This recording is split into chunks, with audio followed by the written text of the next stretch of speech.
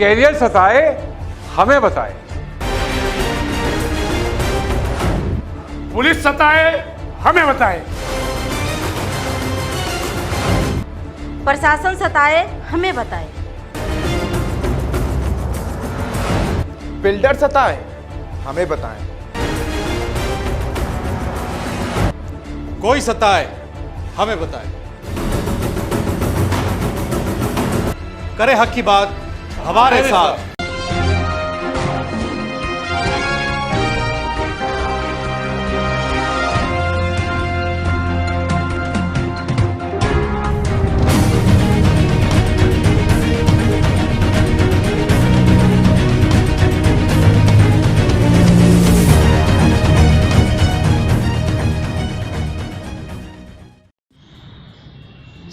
यही पार्टी भारत के अंदर ऐसी है जो कांग्रेस को, सिर्फ एक कांग्रेस पार्टी सब जानते हैं, इसको टक्कर देती थी और इनको पसीने छुड़ा देती थी।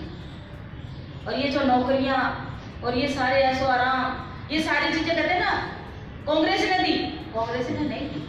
रिपब्लिकन पार्टी अगर नहीं होती भारत के अंदर, बाबा साहब के जाने के बाद अगर वो टक्कर समय समय पे नहीं दे रही होती तो हम लोगों को कोई नहीं पूछ रहा था।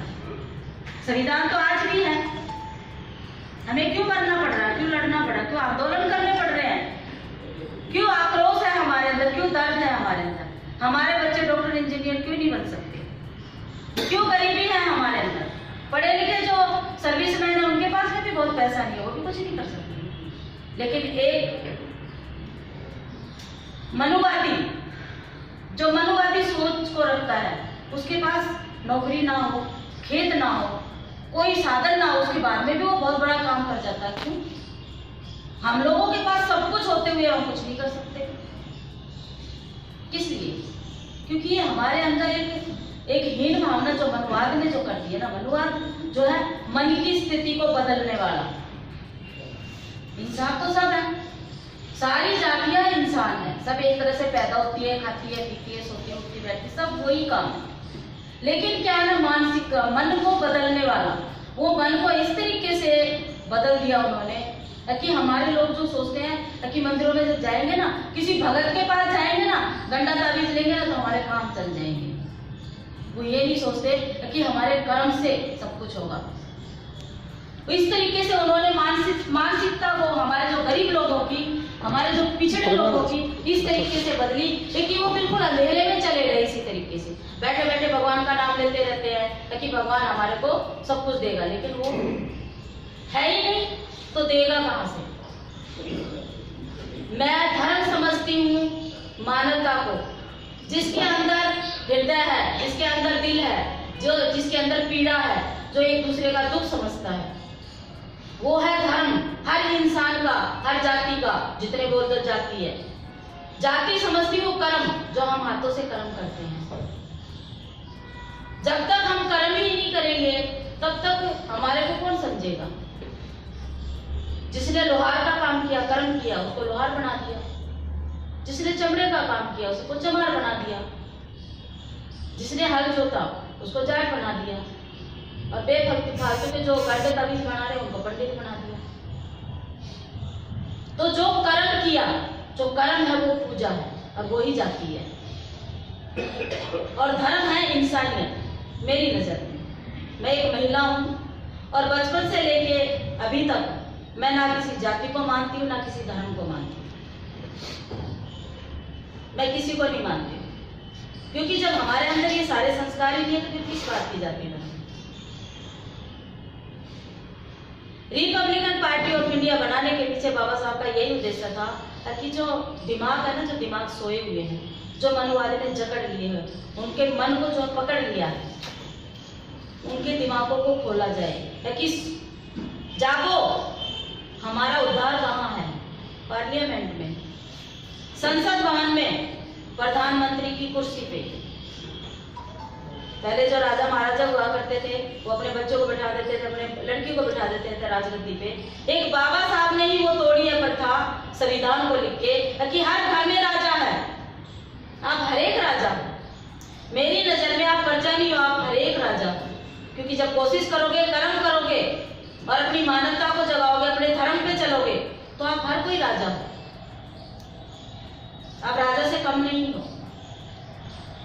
इसी तरीके से हम रिपब्लिकन पार्टी ऑफ इंडिया को जो लेके आगे आए हैं, हम इंसानियत को जगाना चाहते हैं, जाति को तोड़ना चाहते हैं। जाति जब तक नहीं टूटेगी, जब तक मानवता और जात, ये जो हमारा कर्म है, ये इसका कोई महत्व ही नहीं है, कोई समझेगा ही नहीं। और जातियां कैसे टूटेंगी? हमारे बीच में कितनी सारी जातियां हैं, कोई तेली है, कोई धोबी है, कोई चमार है, कोई महार है, कोई लोहार है, कोई कुम्हार है। वो कहते हैं कि नहीं, मुझे वो तो लोहार है, उसको अपनी बेटी क्यों दूं मैं? उसको ये नहीं पता मैं भी इन्हीं में से हूं।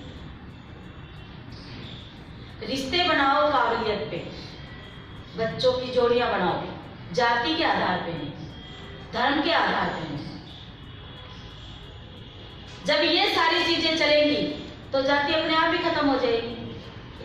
क्योंकि एक लोहार के घर में अगर कुम्हार की लड़की जाती तो वो रिश्तेदार हो गए, तो वो तो हर जगह इकट्ठे होंगे, उनकी कोई जाति नहीं होगी, तो दोनों रिश्तेदार हैं।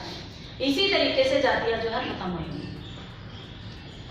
हमारे रिपब्लिकन पार्टी ऑफ इंडिया को बनाने से पहले मुसलमानों का बहुत बड़ा हाथ रहा है बाबा साहब को सम्मान दिलाने में।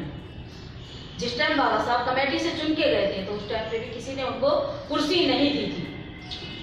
तब एक मुस्लिम ही थे जिन्होंने अपनी कुर्सी जो है बाबा साहब को दी थी। मुस्लिम का हमारे समाज के ऊपर बहुत बड़ा एहसान है और वो हम में से ही हैं, वो हमारे साथी ही हैं। मैं अपना एक उदाहरण देती हूँ, नया ताजा पुरानी बातें नहीं दोहराऊंगी। मेरा अभी 4 महीने हुए हैं, बहुत बड़ा ऑपरेशन हुआ है। किसी ने मेरी हेल्प नहीं की, किसी ने मुझे नहीं देखा। मेरा ऑपरेशन करवाने वाले, मेरी देखभाल करने वाले, मुझे लैट्रिन तक ले जाने वाले, मेरे कपड़े धोने वाले एक मुसलमान परिवार था जिन्होंने मुझे आज जिंदगी दी। मेरे लिए उन्होंने क्या नहीं किया। मैं मुसलमानों को तो अपना सच्चा हितैषी समझती हूँ। असलियत में भगवान वही होता है जो हमारे काम आता है, जिसको हम पुकारे उसी टाइम हाजिर हो जाए, बाकी वो भगवान तो नहीं आता। और हमारे सबसे बड़े भगवान तो बाबा भीमराव अम्बेडकर है, जिन्होंने हमें संविधान देके वो सारे अधिकार दिया, कुछ भी कर सकते हैं। हम आजाद हैं, गुलाम नहीं है। गुलाम सिर्फ मन से है। उस मन के गुलामी पर के दरवाजे खोल दो, कोई नीचा कोई ऊंचा कोई भी, मैं नहीं समझती इस चीज को। बाबा साहब का जो उद्देश्य था, हमारी रिपब्लिकन पार्टी का वही उद्देश्य है। हमारे माननीय रामदास अठावले जी, सामाजिक न्याय अधिकार मंत्री जी, वो बीजेपी के साथ में गठबंधन में नहीं है।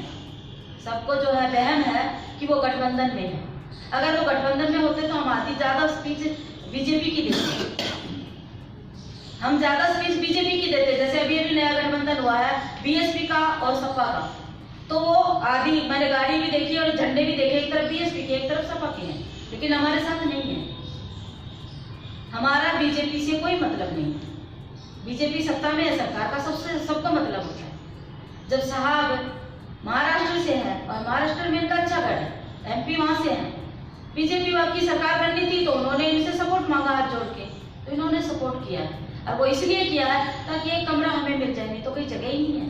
ये मनुवादी सरकार है, ये ऐसी सरकार है कि सबको तहस नहस कर देगी। यहाँ तो हमारे लोगों को खड़ा होने की जगह ही नहीं है, तो इसलिए उन्होंने इसको सपोर्ट किया। ताकि इन्होंने मांग की कि मुझे भी कोई पद चाहिए इसमें, मंत्री पद। मेरे जो लोग हैं वो कहाँ जाएंगे? तुम तो सुनोगे नहीं, तो कम से कम वो मेरे तक तो आएंगे। और माननीय मंत्री जी ऐसे इंसान हैं कि आप रात को 2 बजे भी जाओगे ना, अगर वो सोते होंगे तो उठ जाएंगे। उनका डेली का रूटीन है, रात को 2 बजे खाते हैं और 2:30 बजे वो सोते हैं। और उस 2 बजे तक भी जबरदस्ती पब्लिक को जो है हाथ जोड़ के रिक्वेस्ट करके कि थोड़ा वो सोना जरूरी है ना इनके लिए, क्योंकि वो बीमार भी रहते हैं, उनको शुगर 500 रहता है, फिर भी वो पूरा दिन चलते हैं। इतना वो मेहनत करते हैं कि मैंने आज तक अपने समाज हो चाहे कोई समाज हो, कोई नेता हो, मैंने नहीं देखा। जो 2:30 बजे खाना खाता है तो वो सोता कब है? 2:30 बजे सोता है तो वो उठता कब है? वो 6 बजे उठ जाते हैं।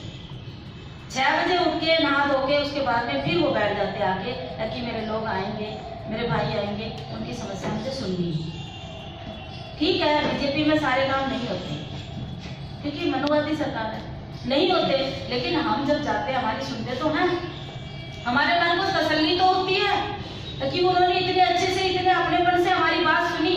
तो कल अगर वो हमारे नेता होंगे, हमारे देश में प्रधानमंत्री अगर बन गए, तो हमारा तो सारा दुख दूर हो जाएगा। क्योंकि एक नेता को बाप की तरह चलना चाहिए, जिसको पूरा देश देख रहा है।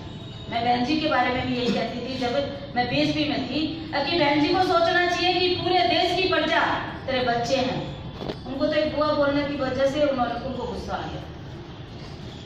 भले ही शादी ना की उन्होंने, लेकिन उसको हम एक माँ की तरह देखते हैं। माँ जैसे सब बच्चों का अपना देखभाल करती है ना, उनको बराबर रखती है, चाहे वो अच्छा है या बुरा हो।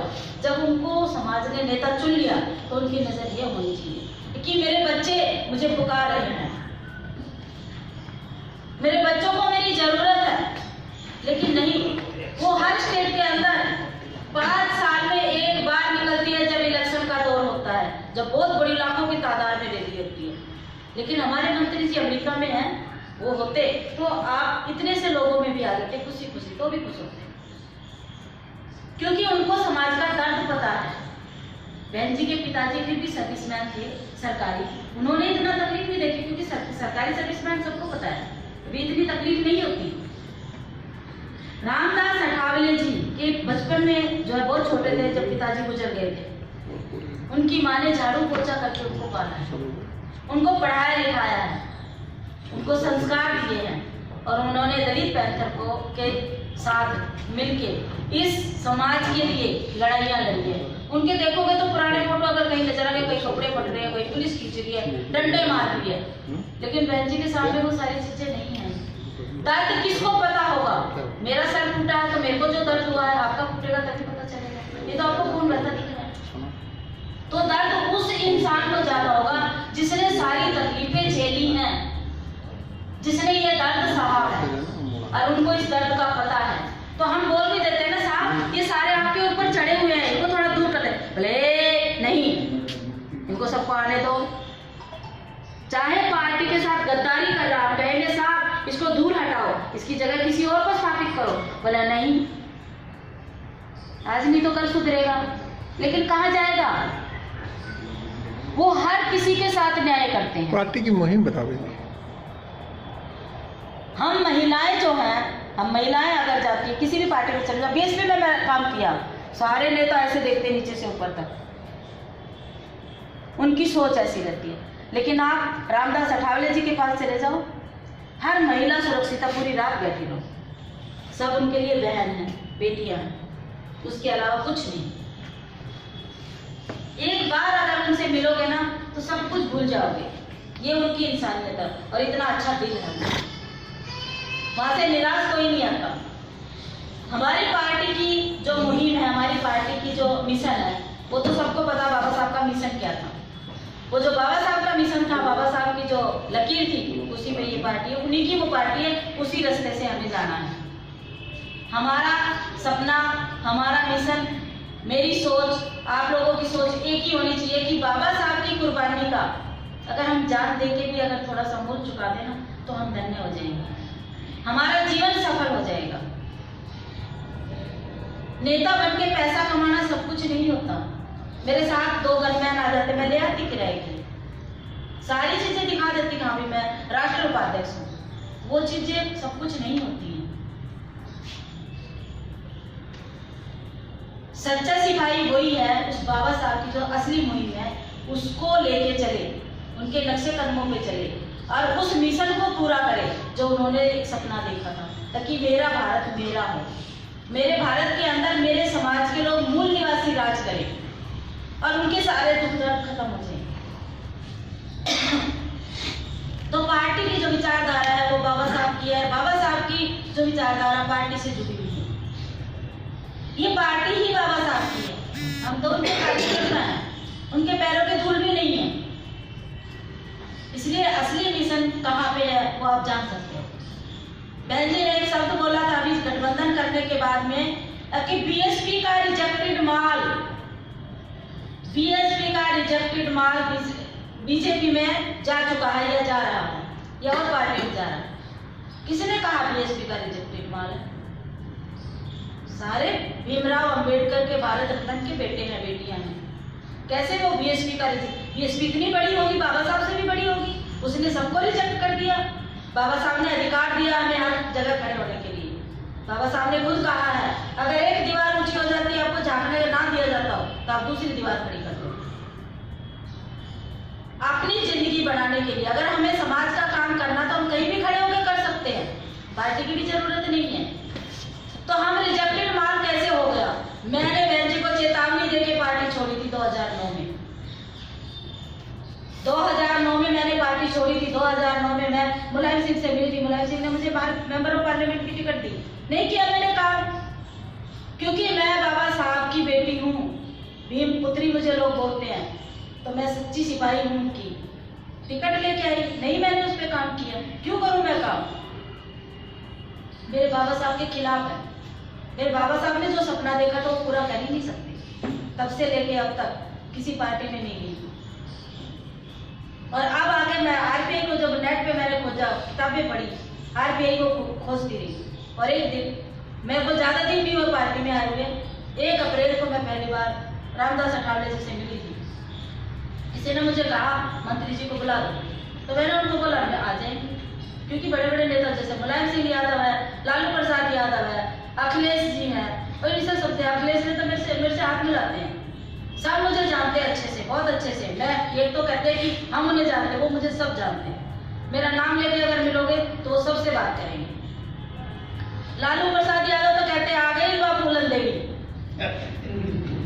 भोजपुरी में वो हमेशा ऐसे ही बोलते, जब भी मैं चली जाऊंगी आ गई बा फूलन देवी। वो भी मुझे इलेक्शन लड़ाना चाहते थे, मैंने मना कर दिया। मुझे भीम पुत्री बनना है। बना सकते हो? नहीं बना सकते। तो इसलिए मैंने अपना एक संगठन बनाया, वुमेन्स पावर ऑफ इंडिया। अपने संगठन के तहत मैं 3-4 साल से काम करती रही। जब मैं इनसे मिली रामदास अठावले से, इनसे मैंने बात की, मेरे को बात करके बहुत अच्छा लगा। इन्होंने तुरंत टाइम दे दिया और सभा में इतने लोग जो हमने की थी, मतलब किसी ने जो टाइम लिया था, उनकी सभा में इतने लोग थे, मुझे बहुत शर्मिंदगी हुई। उन्होंने कुछ नहीं कहा। 2 अप्रैल भारत बंद था, उस दिन मैं उनके साथ 2 बजे तक रही। 2 बजे तक रहने के बाद मैंने उनकी कार्य प्रणाली देखी। लोग तो गालियां दे रहे हैं ना कि ये तो बीजेपी के जो है कुत्ते हैं, गद्दार हैं, समाज के गद्दार हैं, बैठे हैं छुप के। उनको क्या पता वो क्या कर रहे हैं? एक तो चिल्ला चिल्ला के कर रहे हैं, अंदर करने करना। ये सारी चीजें जो हुई है ना, उन्हीं की वजह से। बाद में चले हैं रामविलास पासवान, उदित राज। आज बाबा साहब की है ना, उन्होंने जो पटेल की बनाई है ना कितनी बड़ी मूर्ति, आज बाबा साहब की भी बन रही है। साहब ने बहुत दिया था, छोड़ दूंगा तुम्हारा साथ, तो उनकी भी बन रही है। हमारे बाबा साहब कहाँ गए?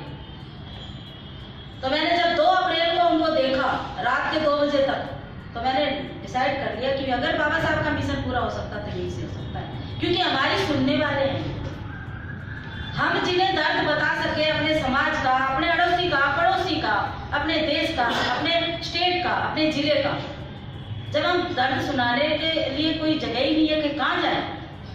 बीएसपी में मायावती किसी को नहीं मिलती, किसी से भी नहीं मिलती, और वो मिलेगी तो कैसे मिलेगी? एक दरबार होगा, बाकी सारे बड़े बड़े जो लीडर है वो बैठेंगे नीचे, और कोई बोलेगा ना बहन जी ये बात ए मैंने तुझसे पूछा, सिर्फ सुन, सिर्फ अपनी बातें थोपती हैं।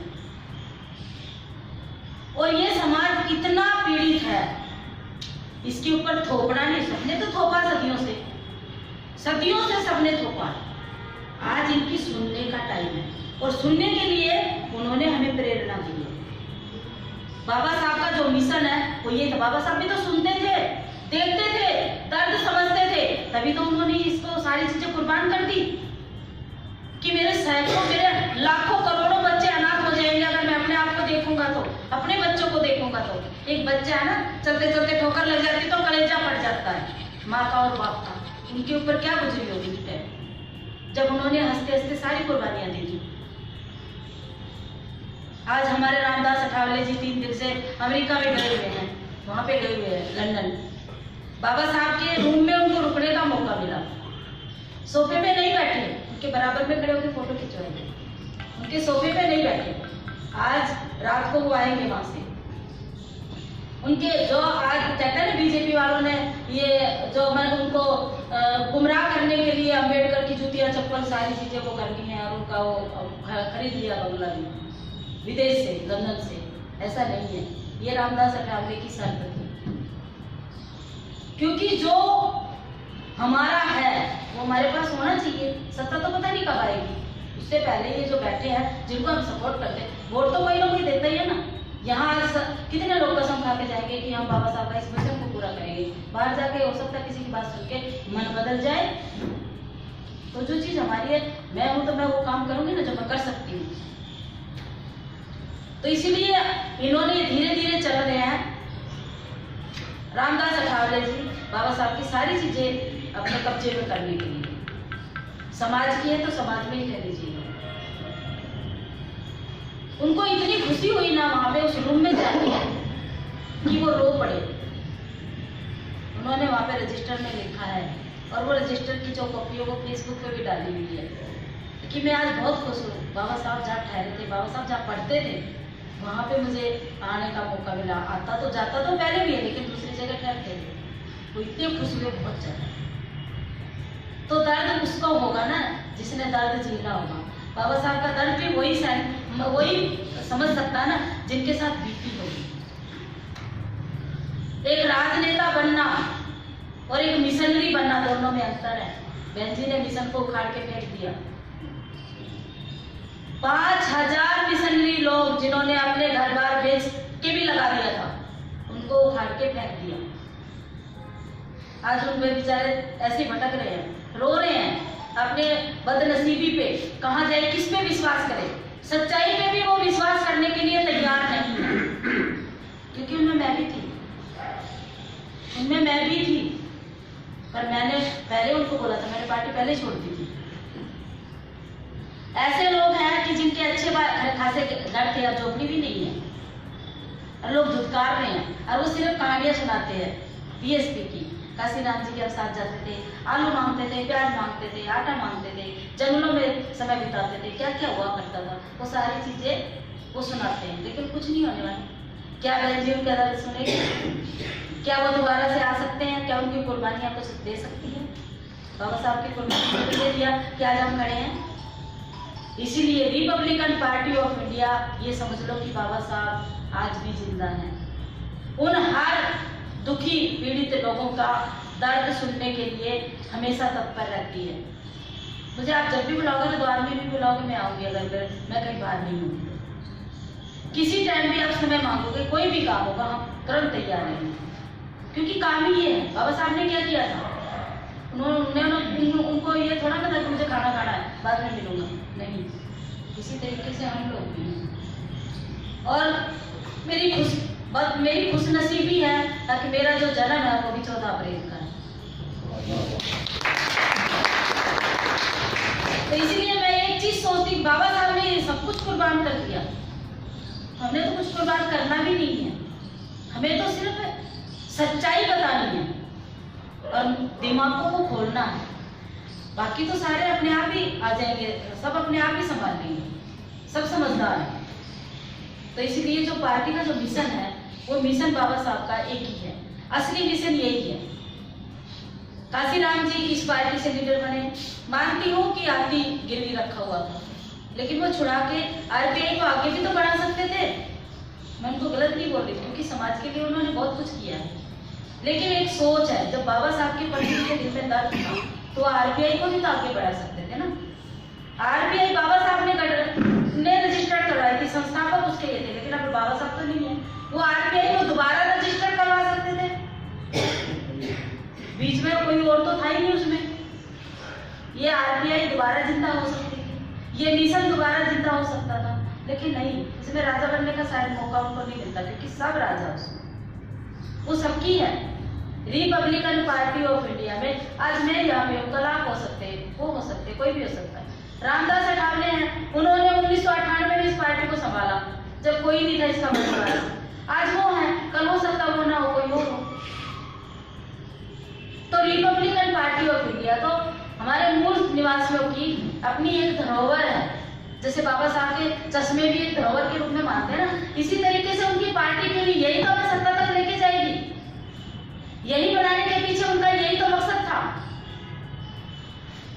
जो गरीबी, भूखमरी, लाचारी, उसको दूर करने का, रिपब्लिकन पार्टी बनाने का मकसद यही तो था।